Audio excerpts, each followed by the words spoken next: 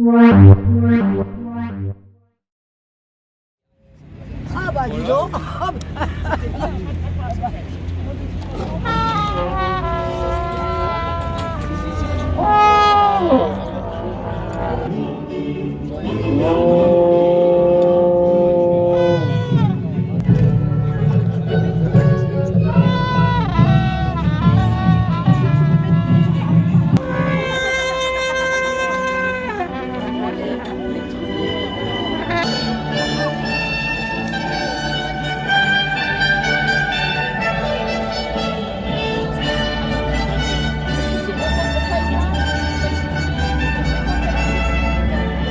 Abolition des privilèges.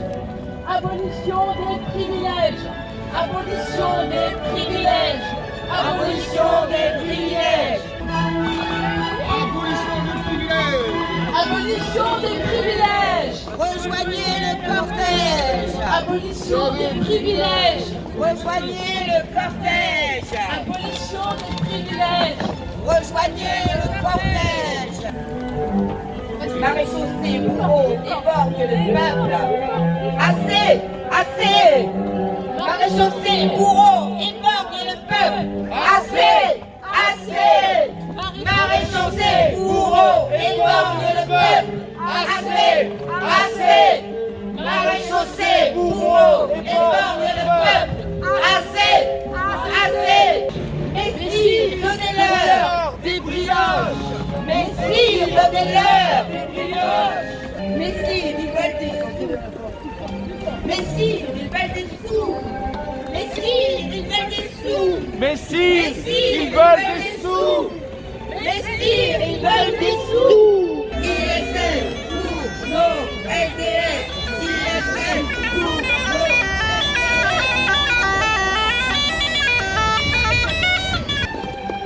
Oyez, bravo Jean, les gilets jaunes sont là pour vous. Réveillez-vous, réveillez-vous. Oyez, bravo Jean, les gilets jaunes sont là pour vous. Réveillez-vous, réveillez-vous. On est là, même si le roi ne veut pas, nous on est là. Pour l'honneur des travailleurs et pour un monde meilleur, même si le roi ne veut pas, nous on est là. On est là, on est là, même si le roi ne veut pas, nous on est là. On va lire ensemble le texte de Victor Hugo sur la misère, qui n'a pas perdu un poil d'actualité par rapport à ce qui se passe dans l'écart des richesses, dans l'extravagance des privilèges et dans la non-résolution de problèmes qui ne font que s'aggraver. La misère peut disparaître, comme la lettre a disparu. Détruire la misère, oui, cela est possible.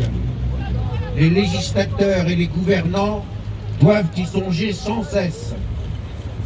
Car en pareille matière, tant que le possible n'est pas fait, le devoir n'est pas rempli. Je dis en France, je dis à Paris, et au temps où nous vivons, voulez-vous des faits? Mon Dieu, je n'hésite pas à les citer, ces faits. Ils sont tristes, mais nécessaires à révéler. Que le vent de l'émeute soulevait naguère si aisément, il y a des rues, des maisons, des cloaques, où des familles entières vivent pêle-mêle, hommes, femmes, jeunes filles, enfants, n'ayant que pour seule couverture, et j'ai presque dit pour vêtements, que des morceaux infects de chiffon en fermentation, ramassés dans la fange. Je dis que la société doit dépenser toute sa force, toute sa sollicitude, toute son intelligence, toute sa volonté pour que de telles choses ne soient pas. Je dis que de tels faits, dans un pays civilisé, engagent la conscience de la société tout entière. Macron te pendra et ça ira, et ça ira. C'est la fin du débat. Vive le roi, vive le roi. Le peuple est toujours là. Vive le roi, vive le roi. Macron te pendra et ça ira, et ça ira. Macron te pendra et ça ira, et ça ira. Alignement du régime élus sur le nôtre. Oui. Ouais. Alignement des régimes de retraite, du cumul emploi-retraite et du régime de chômage des élus sur le nôtre. Exigence judiciaire pour les élus.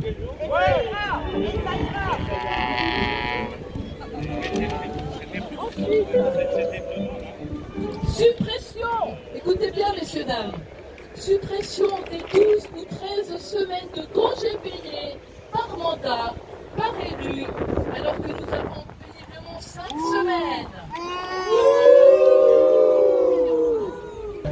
Création d'un organe financier de contrôle extérieur à l'Assemblée nationale. Oui. Sanctions réelles et financières en cas d'absentéisme légendaire de nos élus aux assemblées, réunions, le tout en étant rémunérés. Oui.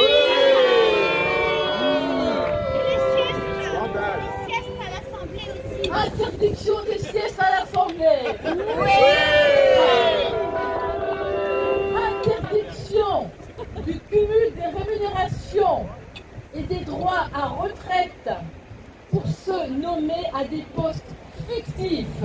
Oui. Je le veux. Refus de la prise en charge des frais des élus non justifiés à leur mission. Oui. Refus de tous les frais en plus pris en charge au-delà des 6 000 € mensuels sans aucune justification. On le veut.